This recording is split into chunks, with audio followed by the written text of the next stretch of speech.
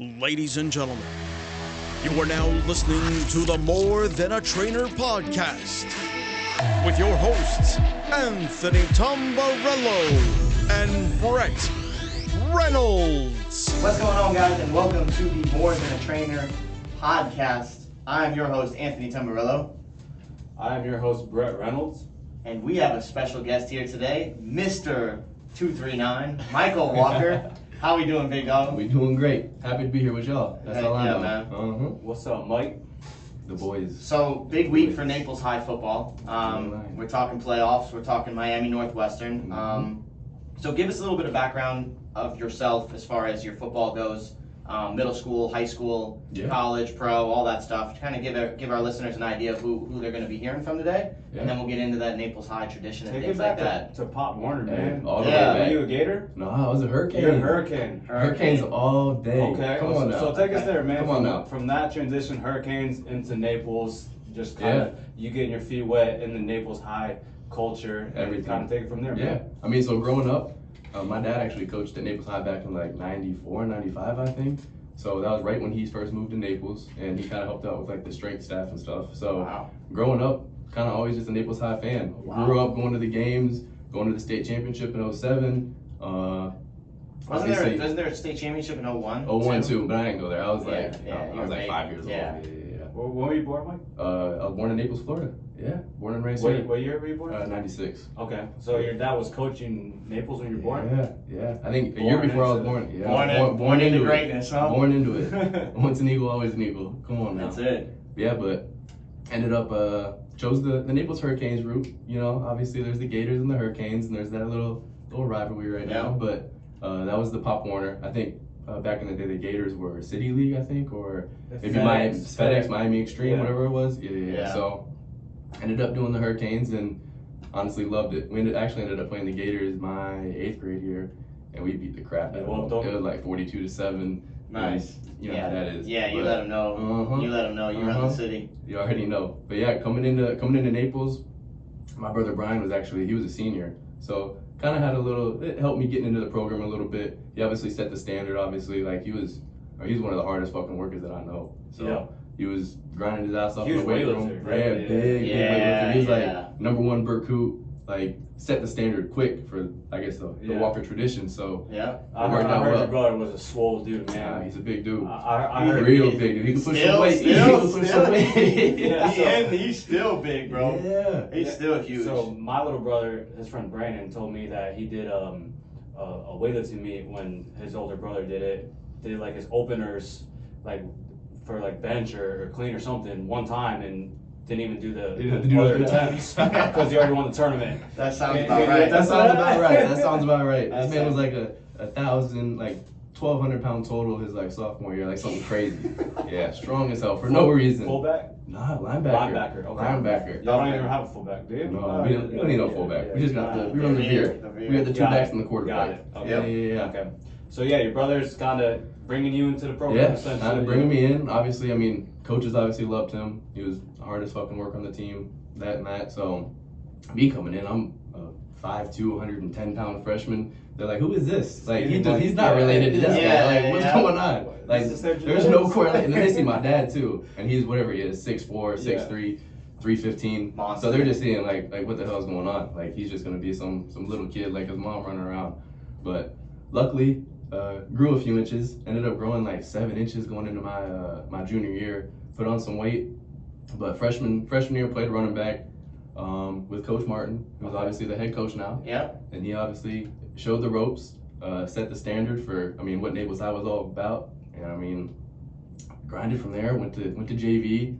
Had some injuries and stuff. Didn't play too much. Actually, ended up like pulling the growth plate out of my like glute squatting. Oh, okay. So I was out for like 6 months. So really didn't do much my sophomore year. Was that during the season? That was spring my sophomore year. Okay. Yeah.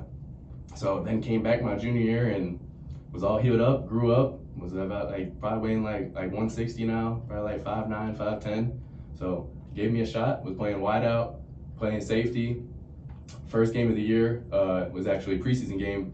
Our quarterback was actually hurt. So I ended up having to play quarterback starting my junior year.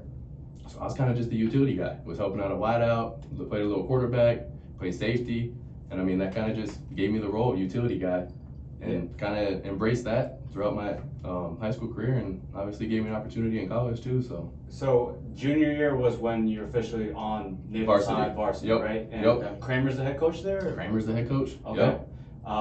So how did that situation kind of come about to where like, okay, you were a wide receiver, and now you're playing quarterback because essentially you're just a top athlete, and you know Kramer obviously sees the best chances of the school winning is with you at quarterback, right? Yeah. How's that transition?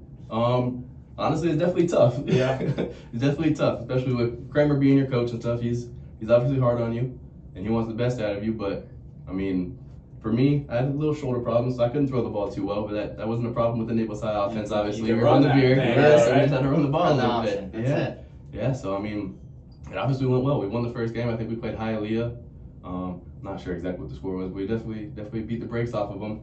I think I played quarterback just that first game, and then Garrett Zeck, who was, the big baseball player, he got drafted like 4th round coming out of high school, like big time for baseball. Yeah. I know Kyle and Jordan very well. Okay. Yeah, I Okay. played Little League with both of them. There we go. I still keep in contact with Kyle. Heck yeah. Kyle. Great family. The Yeah. best Oh yeah. family. Whole family. Best yeah. family. Yeah. Best family. Yep. So then from high school, what did you end up with your senior year? Were you looking at colleges? What were your options going from there? So, I mean, honestly, in high school, I was going into my junior year, I was really thinking I was going to end up playing baseball. Because I was a smaller dude, didn't have any offers in football, where all these other kids were all getting all these D1 offers, all the coaches are coming in to look at them. But, I mean, obviously everything happens for a reason, and it worked out well. Had a killer junior year. Luckily ended up getting some little activity from some D1 schools. Nice. Ended up getting some interest from BC, Boston College. Went out and did a camp during the summer going into my senior year. Ended up getting an offer and committed immediately.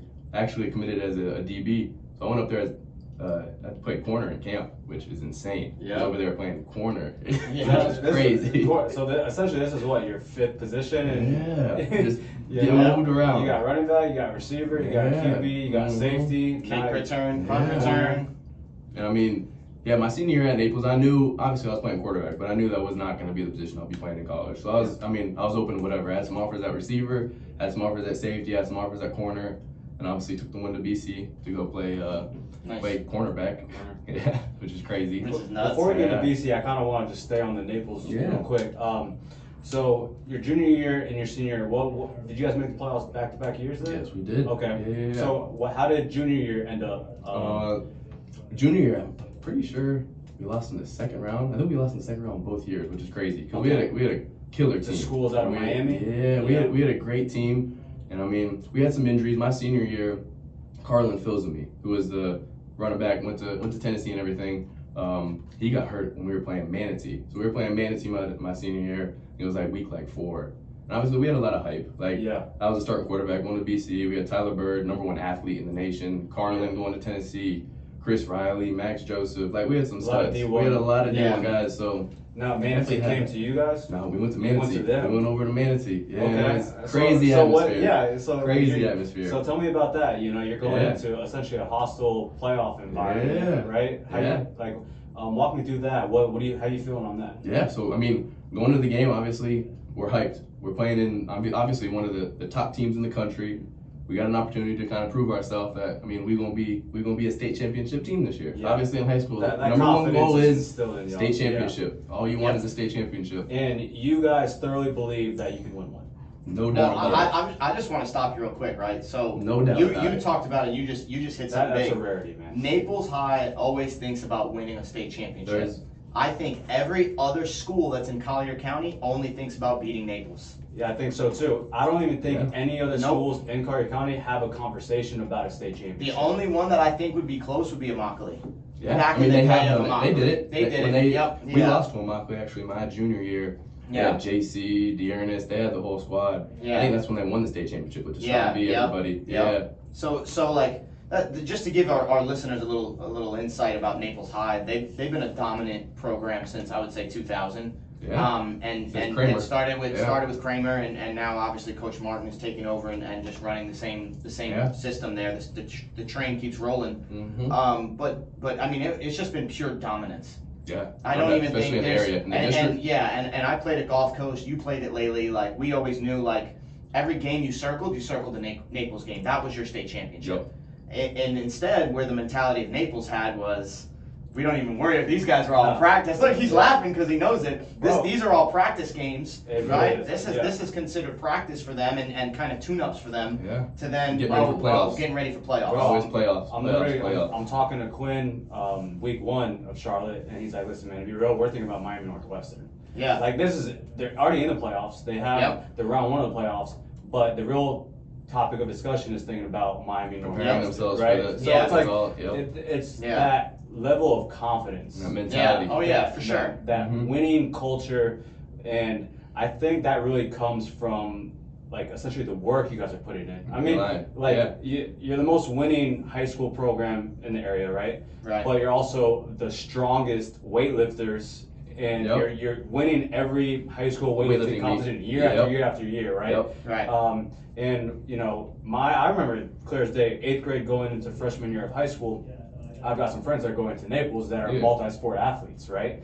And the coaches are like, listen, football is a full-time thing, right? Like, unless you have a big possibility of playing both sports at the college, the next level, we want you to commit to football, and that's what time it is, right? Like, this is the full-on commitment, right? Off-season training, everything. Summer, it's year-round. It is literally year-round. Now you would, I mean, we'd compare it to almost like an Alabama and a New England Patriot type system. I would say Bill Kramer was running. Like, what was the difference? What did you feel? Because I mean, you know everyone that played from every other school, and you obviously played other schools and just straight up dominated. What do you think the difference is? If you had to give us like one big difference maker that separates Naples from the rest, what would it be? I mean, honestly, I think you hit it right on the head. I think it's the weight room. I think it's their mentality in the weight room, and that just builds the camaraderie of the team and everything. Because the things everybody goes through when we're in the weight room, summer lifts, summer conditioning, we're out there running the 2110s, and you're over there throwing up over the fence. Right. But you know you're with your boys. Everybody's going through it with you. It's the camaraderie. Everybody's going through it with you. Built. And on top of that, just the strength program they have.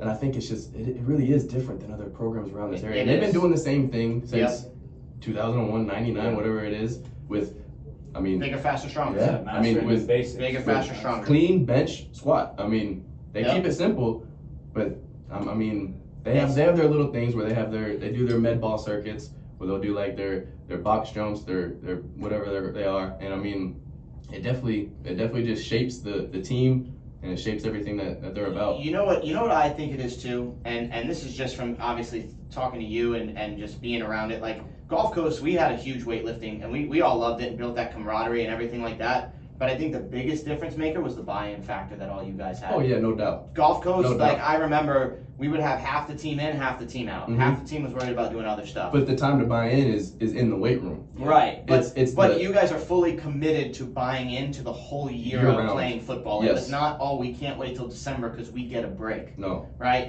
It's that buy-in factor, and I think Kramer instilled that in you guys from when you guys stepped on there. From day one. The first day you step in summer weightlifting, when they put up the board, they put up the charts of, you only get this many days you can miss. If you don't, then you're gonna have this many up downs. You're gonna have this. You know what I mean? They just the discipline you have to be a part of the program, and I mean it shapes young men, and I know that's what Coach Kramer's all about. It's a full commitment.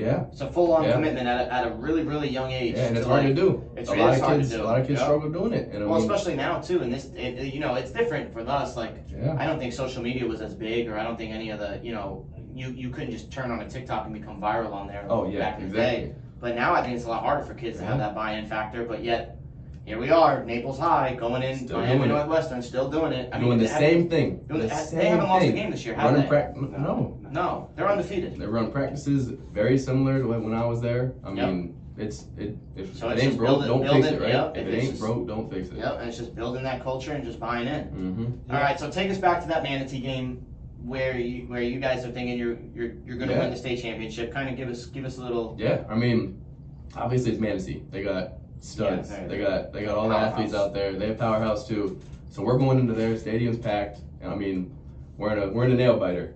I don't even know what the score was, but I know we were within a touchdown. We had like 2 minutes left in the game, and we're driving in, and I mean, this is football too. we're driving in, probably on like the 10-yard line. I sprained my ankle probably like in the second quarter. So I was kind of hobbling around a little bit. But you're playing through it, baby. I'm playing through it, of course. No doubt about it. No doubt about it. No doubt about it. There is no doubt about it. And I hate to say it, but I'm driving in. We run like, I think we're running like 22Q, something tight. And I'm keeping the ball. And I'm following one of the running backs. And I'm like, I see the end zone. And I'm like, we about to win this game. And I'm running in. And someone pops the damn ball out. Right then and there. And I mean, not that mattered. I mean, that didn't define our season or nothing. But obviously, I mean, that was devastating. Yeah. We were in there, we were about to beat a powerhouse, and that about to put us up to the next level, you know what I mean? Give us that next level of confidence. Yep. And obviously, we had the rest of the season. That was like week 3. Obviously, we won out the rest of the season. We're winning the playoffs. We're dominating. We still have that confidence, but definitely that game definitely could have helped us take that next step. And obviously, we lost some people with some injuries and stuff. And that was your junior year, right? That was my senior year. That was your senior year. That was senior year, yeah. And then we ended up, we killed the first team in playoffs, and then we were playing Central, right? No, we played Central my sophomore year. So it was Heritage Del Rey. Was that against Dalvin Cook? Yeah, sophomore year was Dalvin, Yerby. I was at Naples. That game was crazy. We were at that game. We were there. We were still in Central. Wish I could play in that game. Yeah, y'all went up nice. Yeah, and Dalvin first half, Cook, man, throwing him some screens. And They put him at quarterback, I think, with Yerby. They just ran. Yeah, they just ran. Yeah, that was. No, that was definitely. But yeah, I mean, definitely a career I will never forget. Being at Naples High. Yeah, man. No regrets, nothing. Loved everything about it. Loved the program. Loved the coaches. Wouldn't have went to another school or anything like that. No, you wouldn't want to. And when you said that camaraderie, man, I'm sure you keep in touch with a lot of those boys to this day. Oh yeah, for sure. Yeah. Like from a confidence standpoint, like it all makes sense, right? We talk about the confidence that killing the weights gives us, right? I was telling Mike before we got on, like, we were talking about working out, and he's like, "You've been going early morning." I said, "It's kind of hit, early sometimes, middle of the day." And then, but I was like, "I like lifting before this." Because it literally just gets endorphins going, builds up the confidence, and then I'm getting on the mic, you know what I'm saying? Like, so you got the cutoff usually on, you know what I mean? You got to. Biceps. He got the veins coming through, big body. It's Photoshop, man. I came in, Brad's Photoshopping my arm. He's looking out. So, okay, so tonight, man, Naples versus Miami Northwestern. A lot of hype about this quarterback from Miami Northwestern. He's a gunslinger. I watched some YouTube highlights on him a little bit. How you feeling about it? Oh, I mean, Naples have tradition. We keep that confidence no matter what. Yeah. And I mean, we're not looking past this game in no way, shape, or form. It's Miami Northwestern. It's a Miami team coming to Naples, so it's a big game. It's a real big game, big night, but I know my Eagles. Yeah, we're gonna be all right. Y'all gonna be ready. Yep. I've been at the practices. They've been busting their tail. Locked in. They've been putting the work in. Locked in. Coach Martin's got them all bought in. Which then again, as we all talk about, just being bought into the program is more important than anything. And he got everyone bought in, and they're gonna turn some heads tonight. They really are, man. Like the whole topic of discussion kind of came about because I'm doing my lunges around the track, man. I feel it.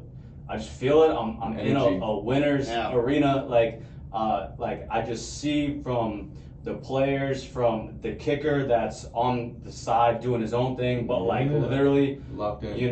Hitting 50 reps of kicking, right? Yeah. From I'm seeing Quinn and Manny, some coaches running routes, no pads, right? And then you got the DBs that are high school kids going against 2 ex-college athletes, giving them run for their money. Good looks, man. Just it doesn't matter where you're at this practice field, the focus, the intensity is there. It feels good. It feels good. Me just being there and observing, and that was how kind of this whole thing came into fruition. It's let's get Mike on the podcast. We'll talk about it, right? A little different than St. John Newman. Yeah, no, it is. Very different than Very St. John Newman. Very different than where we were at. So yeah, I mean, I'm still taking Naples tonight. Yeah, I can't. You can't bet against Naples. No, you can't. And I think the difference maker, like I told Mike off air, is the coaching, man. Yeah, coaching. We've heard time and time again the athletes Miami has, the speed Miami has, Well, listen, man, there might be a player or two in the game where the coaching, Yeah, you know, coaching that play outweighs. call, Yep. It's that Yeah. discipline. that play call, right? Will outweigh everything else. Mhm. Yep, Execution. for It's sure. everything. It is everything. You ain't lying about that. No, I'm excited. Very excited for the game. Very Yeah. excited. It's gonna be a lot of fun. Yeah, I'm excited A lot too, of man. fun. Same. I think it's gonna be good. So now, from Naples, now what's your next thing was BC. You went to BC as a Yep. corner, which crazy, right? Like Insane. insane. Insane. Which is still like an accomplishment in itself, right? Yeah. Not many guys that of your was my- stature that get was- to That was go the dream, play. man. Division One That was football. my dream. Yeah. Go play D1 football. Yep. So how was your kind of let us know into your 4 years at BC Yeah. and kind of how everything went there, and then Yeah. we'll get into your pro stuff and then what you're doing now. So the coach that recruited you, he recruited you. What did he see where he's like, hey, let's take him from a quarterback to a DB? Like what was that conversation like from going from Naples to BC as a DB? As a DB? Yeah, I mean, obviously, the biggest thing was using the quarterback instinct and the knowledge to be able to, transfer that to playing DB and knowing like DB tendencies and things like that. So obviously that was a small correlation. Yeah. Obviously we didn't throw the ball much in Naples, so I wasn't looking at the rotations and stuff too much of what the DBs were doing. Right. Obviously that was a small Yeah. factor. But I think it was just more just the mentality and the mindset, just knowing that it don't matter what I'm Bro, gonna I play. bet you your football IQ is just so high, bro. Like It Definitely is. gotta be. It is, Definitely yeah. gotta be. the amount of positions you played and the love you have for the game, man. I appreciate that. You're a student of the game, I bro. I appreciate bet you that. that IQ is just I appreciate that. so. But yeah, coming into BC, obviously was a corner, played corner like the first 2 weeks of camp, and was actually doing all right. Was getting some reps with like the twos a little bit. Was mainly with the threes. I was a freshman, and was getting a lot of reps on special teams though. They started putting me back at kick return a little bit, and I was doing some stuff in the inter squad scrimmages and stuff during camp. And me personally coming into BC, with my stature and stuff, I didn't know where I was gonna stand. You know what I mean? I was thinking I'm going to a D1 Power 5 school. Not really sure if who knows if I'm gonna play at all. You know what I mean? But I just knew I was gonna work my butt off regardless and enjoy every moment of it. taking advantage of those opportunities. Yeah, man, and ended up getting switched at the end of camp to play wide receiver. And at that point, when they switched me, they had some injuries, so I knew I was going to be playing as a freshman. Ended up starting at kick return, did a little punt return, was playing on all special teams, played minimum snaps at wideout. I had I don't even know what it was, probably like 4 or 5 catches, nothing crazy. But definitely was crazy excited about how my freshman year went. Ended up being like a freshman All-American at kick return, which was freaking crazy. Oh, that's awesome. Never would have thought that would That's ever happen. insane to do too. That's so Never, hard to do. Yeah, never would have thought that would ever happen. So at that point, then I'm like, all right, like I'm meant for this. Like, Yeah. This is my time to take a grasp of this opportunity. Sophomore year went in, was a starting wideout. Luckily, ended up having an opportunity to.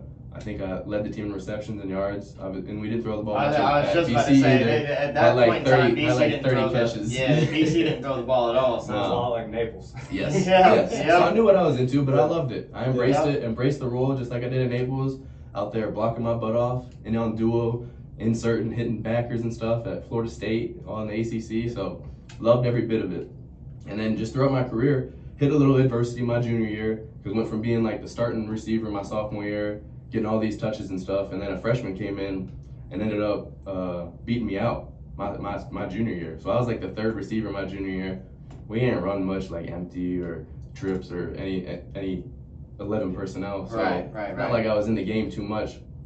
So I had to find a new role and went back to freshman year. Obviously was a kick returner, and they ended up giving me opportunity junior year. I did kick return and punt return, and made the most of it again. Ended up making a killing, doing my kick return and punt return. Found my niche. You making plays. Yeah, trying to do any opportunity you when can. the ball gets in your hands, you Took a- make plays. Yep. yeah, well, I remember watching it on TV. This man took one back against Clemson. Yes, sir. Had to. Yes, sir. Flying, Yes, sir. Uh-huh. flying. Yeah. Would Yeah. you say that was your? What would you Was it say the highlight? that's the highlight Oh. of what's your highlight at BC? One.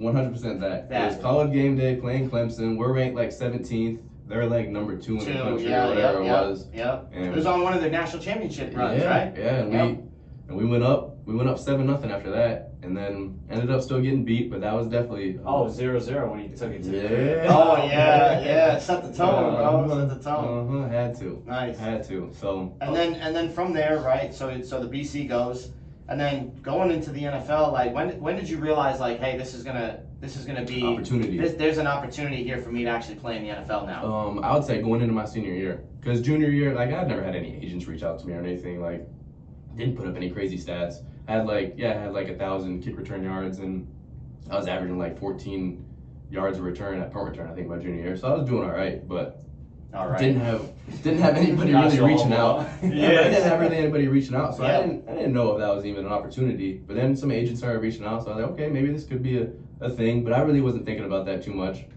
I was just focusing on, I mean, we had a great team my senior year at BC. Like, we had so many studs. I think we had like 11 or 12 like guys in a camp for my senior class in the NFL after we graduated, which is insane. Yeah, that's crazy. So we had a ton of talent.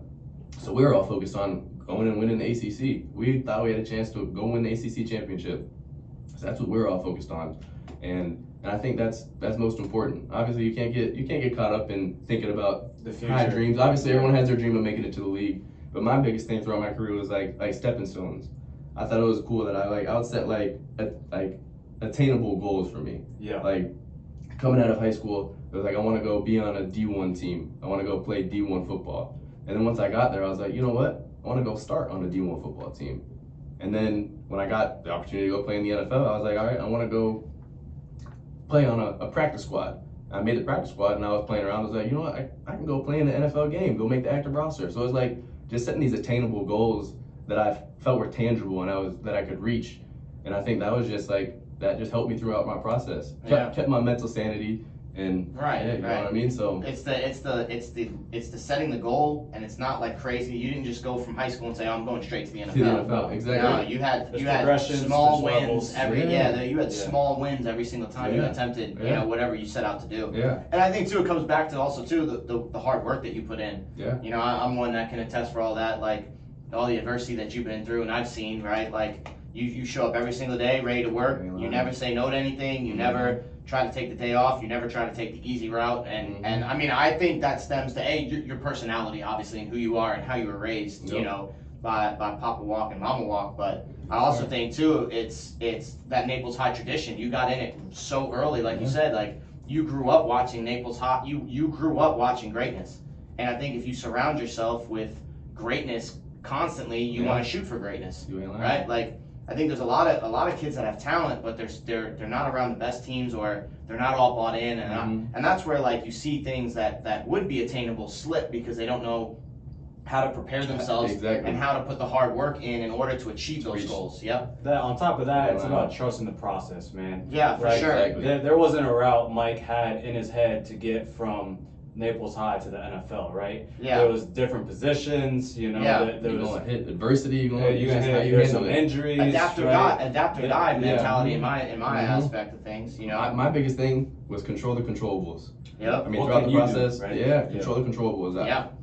I remember my junior year reaching out to my dad because it was definitely a struggle going from starting a receiver to, I mean, wasn't even getting any playing time much, and he sent me the Serenity Prayer, and I put that as my background. And until this day, if you're ever going through a little hard little obstacle or something, go back to the Serenity Prayer. Just control what you can control. That's all you can worry about. Anything else is just extra stress. That's not needed. You don't need to worry about none of that. Just worry about what you can, and you'll make through it. That's what stoicism too. You know, you practice stoicism at all, and that's essentially what it is. Essentially, focus on what's in your control. Yep, and everything that's outside of it, you take the situation in, but it's how you emotionally handle it. And I think you approach it. Yeah, I mean, you emotionally handle things really well. Appreciate that. I've seen it. What's the alternative, man? Give up? I don't think so.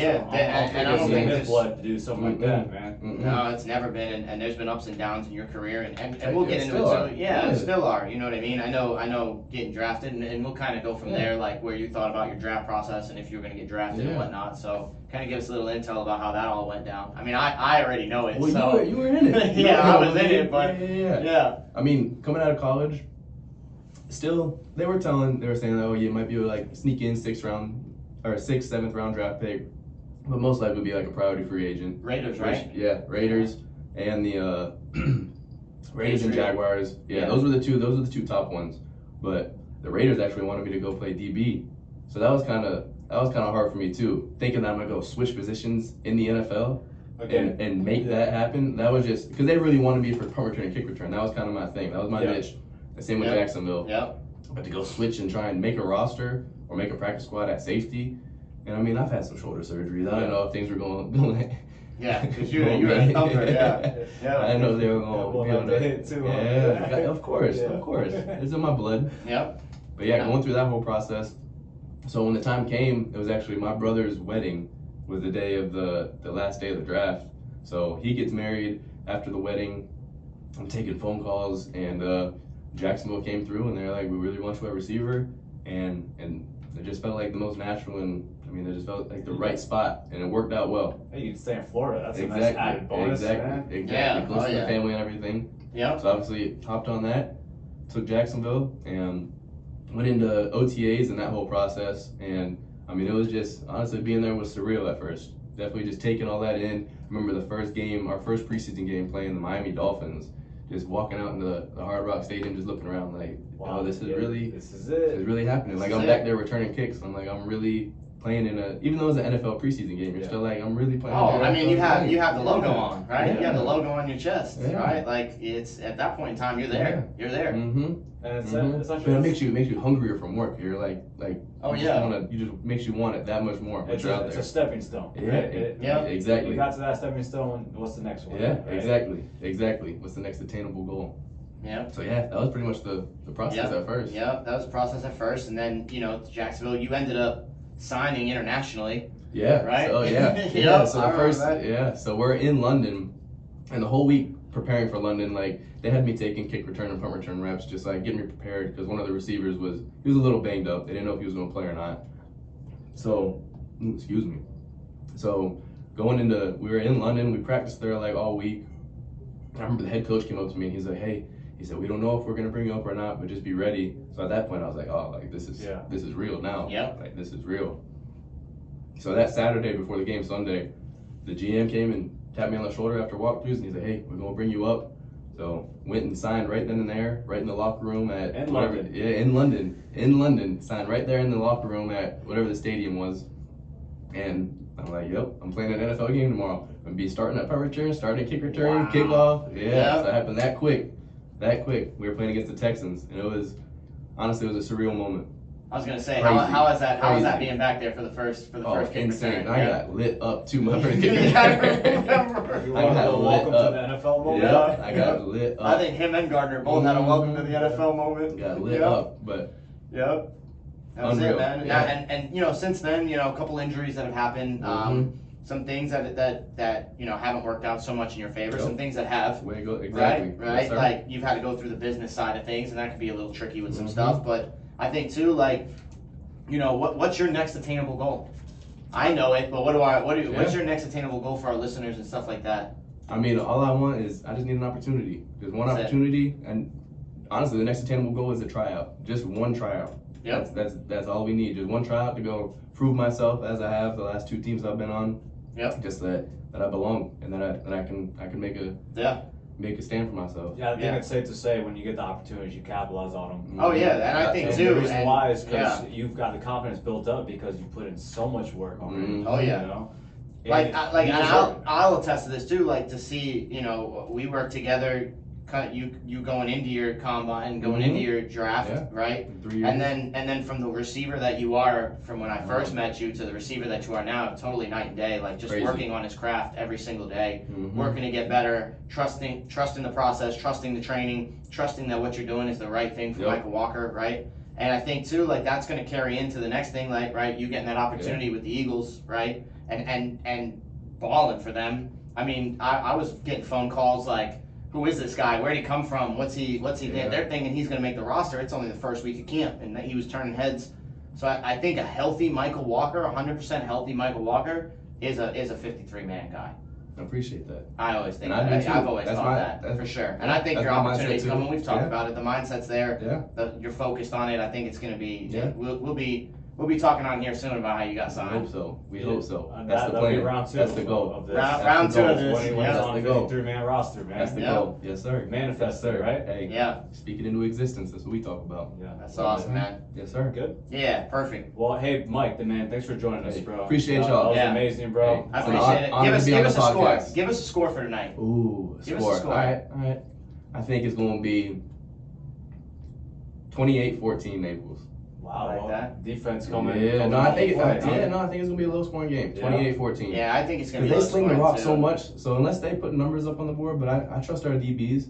We Yeah. got two lockdown corners that Naples have. Yeah, oh I know yeah. that. Yes, yeah. And I think too, I think the way that you guys run the football, So, yeah. I think you guys will be It's able to. gonna- Yeah, it's you gonna guys are run the gonna clock. run the It's gonna clock. run the That's clock. it. It's gonna Run the run the clock. You guys are again. I think what Brett hit it too. You guys are gonna outcoach them in a couple situations, and I think you guys feel will. it. I feel Yeah. it. Heck yeah. Cool. Hell Yeah. yeah. Appreciate Awesome, y'all. man. Yes, sir. Appreciate it. Yes, sir. Sounds Appreciate good. it. All right. All right, guys.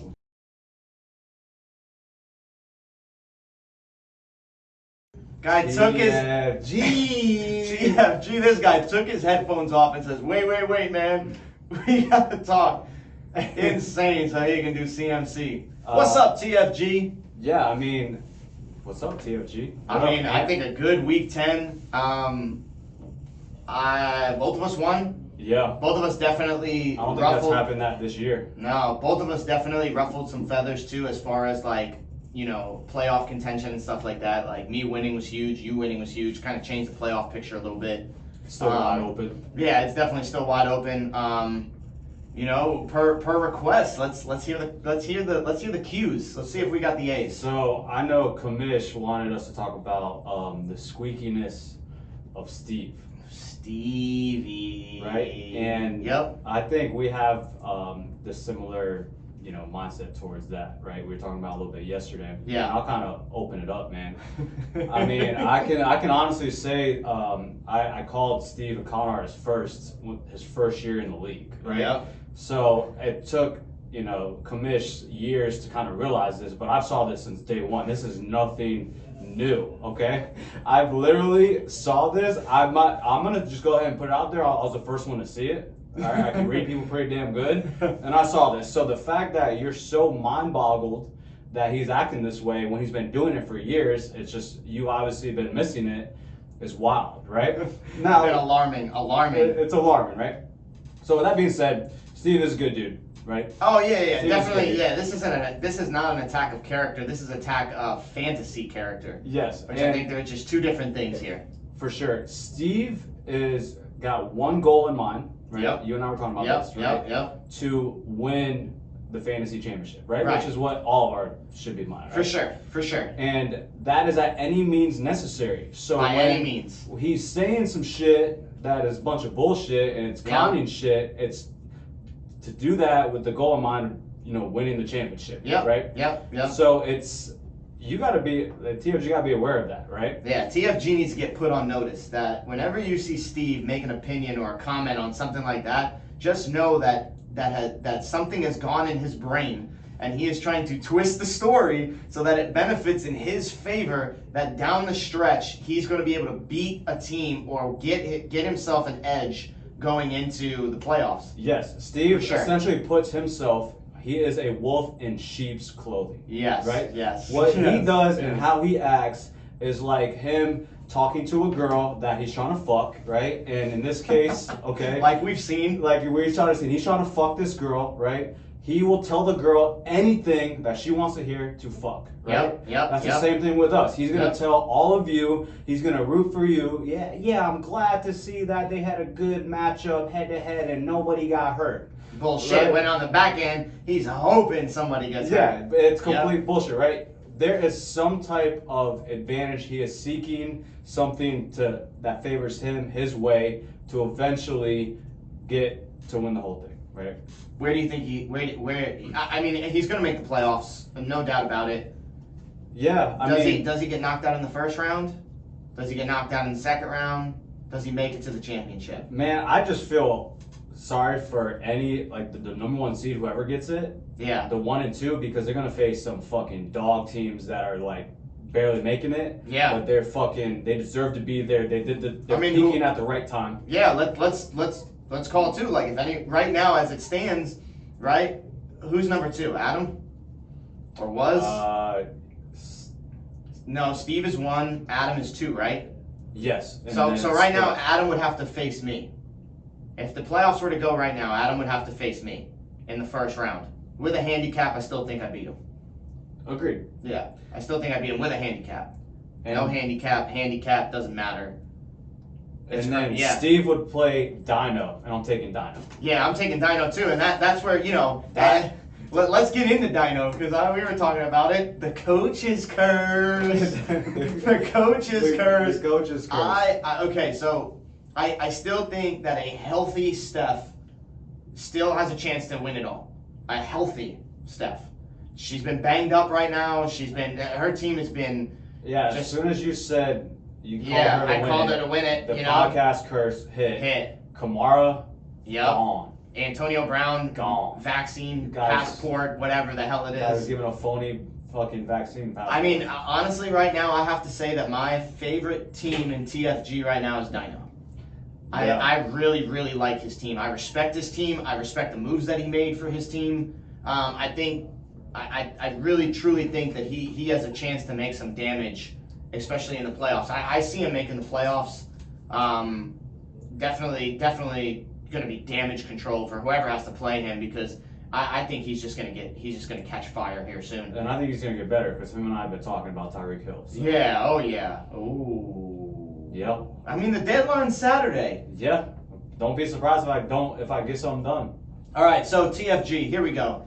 We've had some drama, we've had some trade drama. We're not going to get into the specifics of it. Not gonna, dig on what we feel. But Brett and I were talking last night, and I think everything in TFG, when it comes down to trades we talked about, is opinionated, right? Like, TFG is very, very opinionated. Some people felt like the trade was fair. Some people felt that it was unfair. We're not going to get into how we felt about it. We're just going to let the commish do the commish thing. Right, and that's whatever he feels is best and whatever the cabinet felt was best. But I think we were talking about going forward, like, I think that there needs to be no cabinet. I think that if 2 teams feel that this trade is benefiting them each way, I think that it shouldn't even come down to a decision unless, like we talked about, there is collusion. Yeah. Because no matter what, whoever is going to be in the cabinet is going to look at the team. They're going to look at the schedule. They're going to look at when they play them. They're going to look. These factors are going to come in no matter what, and they're going to make their opinion based off of that. Now, we would hope that they would do the right thing, right, and make it whether it's fair or unfair. And again, we're not going to get into this trade that happened. We're not going to get into that nightmare of a mess, right? But I just feel like the cabinet has to go. I feel like Commish is the only one that can step in if he feels only if there is collusion. And I think if all 16 members agree on that, we let the trades go. Yeah, so essentially what we are proposing that every trade goes through unless there's clear-cut collusion, right? Because whether, and I give Commish so much credit, and he takes so much pride in keeping the league first, right? Yes. And there's an immense amount of pressure to step in when he feels like it. Right. And, he's got whatever, there's always going to be someone that is unhappy, right? Right. Everyone, this week it's Adam, right? That's unhappy with that decision. Cody's unhappy with that decision. Whatever the case may be. Even before, right? Right. Yeah. This is not, and I know I've done it a lot, but this is not an attack on Commish. We're commending Commish for what he does. Obviously, he has led this league for 10 years, right? And it's been successful, but I think that the cabinet just needs to go. Yeah, I think. Because there's always, and what you and I talked about on the phone last night, there's always going to be a bias. Always a bias. Always going to be a bias on either way. There's always going to be an argument. And like you said, it is all opinions. And opinions don't mean anything. If we do trades this way, moving forward, there's no opinions, right? And let's be real, so I get it. Like, having an opinion and seeing what trade is which and giving our 2 cents, it's fun. There's drama involved, you know what I'm saying? Right. Like, when there's Steve lives for it, starts clenching himself. Like when we see the approved stamp in chat, we fucking go to our app, right? We look to see what the trade is. Of right? course, yeah, Right? 100%. If And- there's a pending transaction, like it hasn't gone through yet, but it hits your team, my team, you're gonna look at it And what are we looking for? We're looking forward to see if there's an advantage or disadvantage for us. of course. That's because- why we're looking. Like, Look. did the team in my division trade away their best player and get someone shit? Did the team that I'm playing that week, right? Upgrade. Yep. Right? Like, Right, is right. the team I'm playing where my playoff, you know, is on the line? Right. It's a winner. What go home. happened? Okay, I see he's involved. What happened, right? Like, did he get better? Did he get worse? Holy shit. Like, that's my bias. That's my, Of course. you know? So, this, I think, going this route where, And a week 10. Oh, don't forget, week 10. you know what? I'm not super against the deadline being week 11, right? But if we put the rule in place where, because, like, there's no reason for anyone to collude now. Everyone is still in the runnings, right? Right, for this year. Yeah, but even, like, again, if there is clear-cut collusion, then someone would step in, Correct. right? Okay. So I think I'm still okay because, you know, I'm in a situation that, and there's still a lot of us that are still fighting for the playoffs. Right, And I need to make a trade. I'm probably gonna make a trade by Saturday for sure. I'm putting it out there. I'm probably gonna. I need to, right? What do you need? I need a running back. Nice. So, and I'm sure there's a lot of other teams that are like, shit, the deadline's Saturday, right? Right. It still feels soon because essentially after Saturday you can't trade again, right? Nope. So I'm okay with that, but if we set the rule of unless there is clear-cut collusion, leave it in the manager's hands and the trades get pushed through. Yep, I agree, 100%. I have no, and I think everyone would agree, right? And if Yeah. someone wants to dumpster fire their team, let them dumpster fire their team. If they feel like if they want to do a Brandon every year, week 6, and he's just all his best players are gone and his first round draft pick is gone and all that, let him. Yeah. Let him, right? Like as long as it's not like a dumpster fire, like and then guys aren't letting guys go just to let guys go. Then yeah, I think push it goes through. Yeah, push it through. Push it through. Okay, I got some other quick hitters. All right. That I just got from them earlier. Here's a good one from Ethi. Contenders versus pretenders. Ooh, I think Ethi is a contender. Wow. I think Ethi is a contender. I think let's find McGritty. Yeah, Find and him. he's one seat out from the playoffs. He's right now. one He's sitting seat at out. 9. He's one seat out from the Mahomes playoffs. dropping 45. He's got quality receivers. Yep. He's got Chubb. Yep, and when he cut, yep. I like his team. I definitely think he's a contender. I think he's better than some of the other teams. I think the team he's playing is a huge pretender. We won't see him in the playoffs. We won't see Kyle in the playoffs. Yeah, I think he digged himself too big of a hole. Yeah, I think so too. He's on a 5-game losing streak.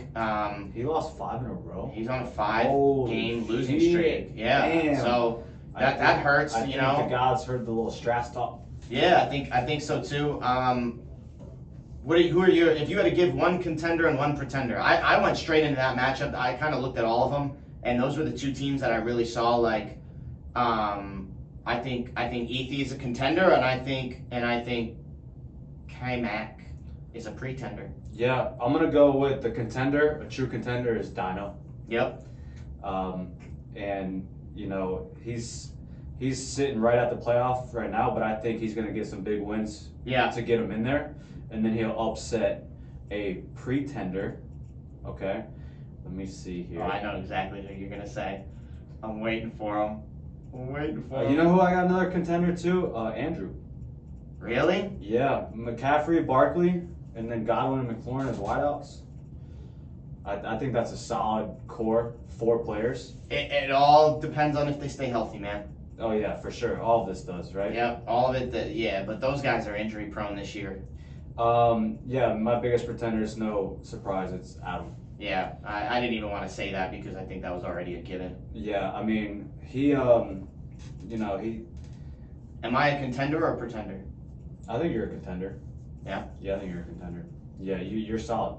You're solid everywhere. Yeah. I think the wild card or the X factor is gonna be Knox. I think so too. And there's some good signs of him balling out when I had him. So I think he could definitely be that dude, especially with that pass first attack, you I know? hope so. But everywhere else you're strong. Everywhere else is strong. I think you're a contender too. I just told me last week I was missing the playoffs. Yeah, but I think the moves that you've made, like you've had, it's all luck, dude. Really and I think if you look at your team on paper, it's easily a contender. Yeah, it's easily a contender. Should be a top, in my opinion, should be a top 6 team. If it just by looking at your roster, you've just had the luck, dude. You've just gotten the fucking. You didn't get the horse's shoe, dude. You got the fucking boot. The first half of the year, I was scoring the points and just getting the unlucky breaks. In the second half, now I'm getting bit by the injury bug, bro. Yep. So, like, I'm finally recovering and getting some fucking wins, and now my fucking dudes are dropping. Yeah, that's always the hardest. The only way I make the playoffs and move forward in them is if I can get these wins and get Aaron Jones and Hilaire back. Yeah, I think so. Because as of now, I got major running back problems. That's why I'm probably going to make a trade. Yeah, you have to. You got to get a serviceable running back. Hill's got to go. Yeah, and he's out there. He's out there in DMs for sure. Sliding in the DMs. Yeah. Actually, there's a fucking package deal, Aaron Jones and Hill, for some people with only 2 to 3 losses out there. I like that. So nice. What else we got? Anything else? Yeah, Adam, who is your favorite Jets player? My favorite Jets player of all time or right now? Currently. Current favorite Jets player. We're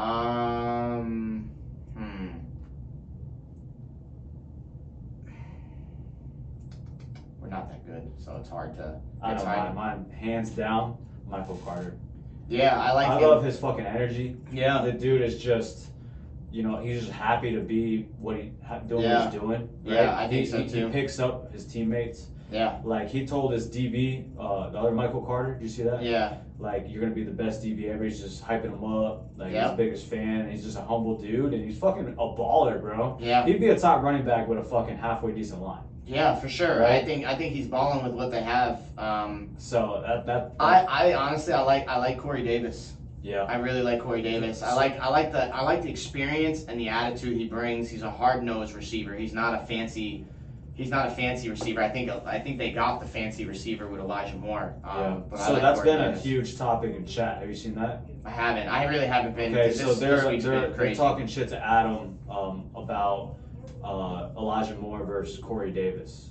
Right. I think Corey Davis is a much more reliable receiver, and I think Elijah Moore is a hit or miss depending on the defense that they're playing receiver. Because Adam's saying he's boosting up Corey Davis, but then he's starting Elijah Moore. Oh, he's boosting him up to fucking trade him. Yeah. That's all it is. I'm not. Again, that's a Steve move. So you're taking Corey Davis, huh? I'm taking Corey Davis. Yeah. I drafted him when he was on the Titans. Yeah. Early. Yeah. But he didn't nearly turn it on. I've tried to get him all year and I couldn't. So I tried to get him when he was on Brandon, but I didn't get him there. More likely to resound, and I don't think he meant rebound. We're called resound on who's gonna come be active and make their whereabouts known. Matterson and Dino. Yep, I think so. I got Matterson this week, man. I got a tough matchup this week. So who's more likely to? I don't fucking know what the fucking question is, to be honest, man. Specify that shit. Right, talk English. Kyle, right, more likely to resound. Resound. Resound. So I don't know, because these are 2 members that don't talk. Yeah. Oh, maybe it's who's gonna talk first. That's what I was thinking. I think Matterson will talk first before Dino. Dino's been a fucking mute. Guy's been in the prehistoric age. Don't even know. He's a fucking fossil at this point, for all I know. I don't. Whatever. Look, I got nothing to even say to him. Yeah, We've tried to get him. I think Kyle's gonna just resound to Arizona. We'll see him there. We'll let him know. If he loses again this week, that's it. That's it. Like he is. That's it. That's it. So this is some fucking chopping block week. This is it. I think this is the axe week. We're gonna get some people eliminated. This is the axe week. I think Cody gets axed. I think Kyle gets axed. Brandon's been axed. It's just been a matter of fucking time. Gone. Rug and Tug's not a bad team. Nash doesn't have a bad team. I don't know if he gets axed or not. He's got Dino. Yeah. The winner of that matchup. Yeah, it's gonna be be interesting. Who does Kamish play?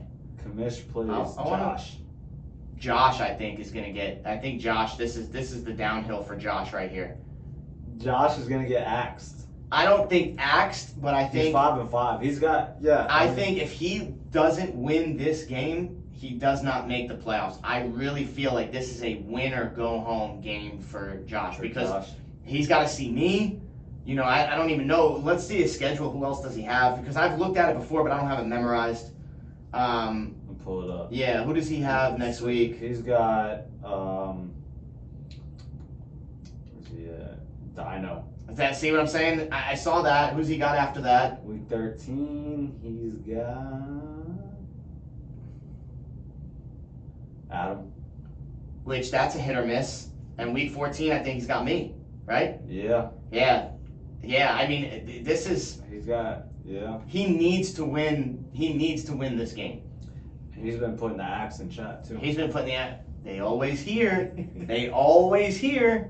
But yeah, so I think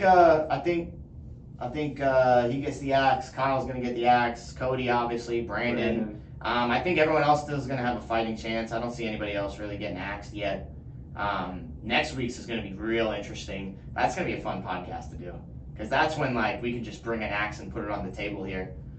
Yeah, the playoffs are still so wide. That's it. It's still wide open. It's crazy. And again, these are just opinions, right? These are all of our opinions. So for people that take it personal or get butthurt, it's our opinions. It's not like we're out to do anything. Come at us, bruh. Yeah, come at us, man. We say what the fuck we want. That's what we say. we decided that we talked about it and we and commission. Everyone wanted to talk about squeaky, slimy, Strassy Steve, so we decided to put it in there and. Again, I like Steve as a person, like we said that. I think he's a great guy, but when it comes to fantasy, he turns on a different switch. Yeah. He's a different dude, so. Yeah, cool. Good luck to him this week, Yeah. Good luck. Best of luck to all of you guys. Best of luck to everybody. We're all chasing the 8, man. Chasing the 8. Chasing the 8. Commish, just kind of be ready for a trade to go down before Saturday. Maybe Saturday. Maybe fucking Saturday night at 11:30 at night. Yeah. Before the fucking midnight deadline. I don't know. We'll see. Yeah. Don't hit my line. I'm not trading. I'm done trading. I'm very, very happy with my team. Don't even hit my line. I won't even entertain it. The hoser is fucking closing shop. The hoser has put the hose back on the fire truck.